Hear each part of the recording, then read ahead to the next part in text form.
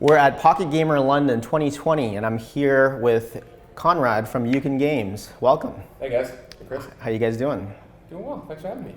So 2019, I know, was kind of a big year for Uken. You know, the end of 2018, I think, was when you guys spun out Bingo Pop, right, to Jam City. Yeah. And so, talk to us about what, if anything, changed in 2019. You know, as far as the company goes. Did the focus of the company change at all after the spinoff?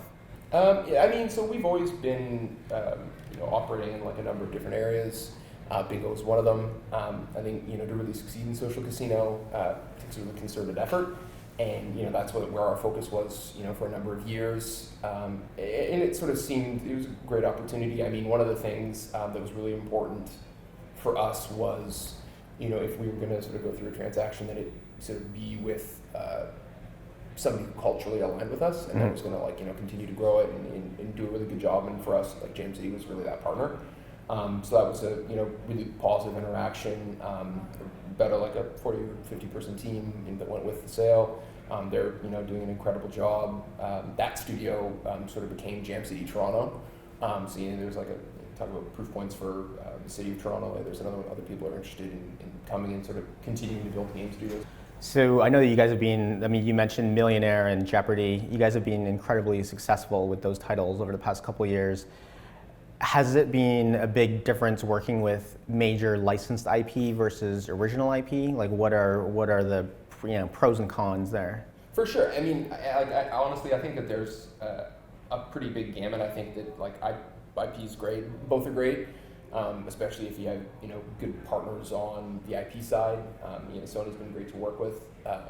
So I think sometimes I've heard horror stories of other people and go, wow, like that can be a nightmare. Mm-hmm. I think probably top of mind, like the biggest sort of drawbacks would be just on like the creative front. Like there's things like also, so like obviously IP's bringing value. Yep.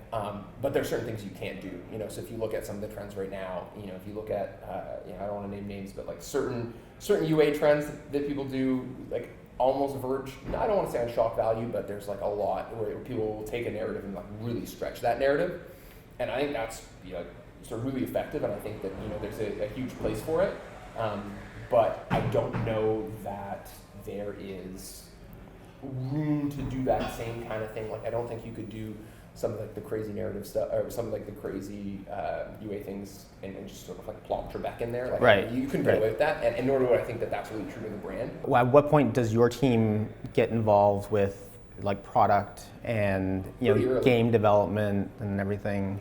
I think pretty early, and I think you really see that happen in the way like hyper casual studios operate it, where it's like they'll come up with full game concepts that are just UA ads and run them and be like, okay, great, IPM solid, let's make this game. Whereas I don't think we're sort of totally that far, but thinking about okay, like what would enrich the user experience, what would be fun, what would add value. You can prototype that faster in UA, and then you can run that. And you can understand, oh, hey, great, like look, this kind of message resonates. Oh, this feature resonates. Things like that. Yeah. So I think working with product early is like a pretty valuable thing to do.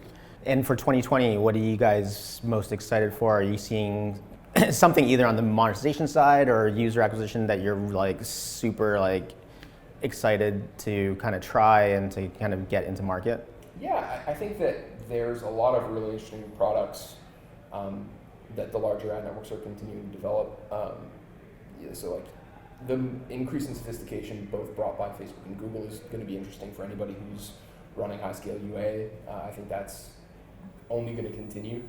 I think that there's going to be a lot more. I think there's going to be a lot more personalization on the content side, and I think that that's something that's really interesting in terms of how you deliver sort of more personalized content experiences in casual games for players. And I think that both player bases benefit from that. I think that improves monetization. I'm trying to think of like sort of other large, sort of big meta trends.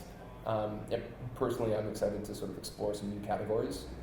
It's something that's interesting to us. I think we've done a pretty good job in sort of monetizing and taking sort of a specific, more IP-driven approach to trivia, You look at HyprChats, they've done a really great job on the ad side, and so I think sort of as a foil to that, we sort of said, okay, like, well, what can we do, with maybe a more social casino background, which is what we sort of learned from Bingo. So I'd like to sort of see us explore other things like that. That's probably a big focus for us in 2020. Really appreciate you spending some time and Yeah. sharing your thoughts with us today. Have a great rest of your conference. Awesome. All right. Thanks, Thank man. you. See you. Bye.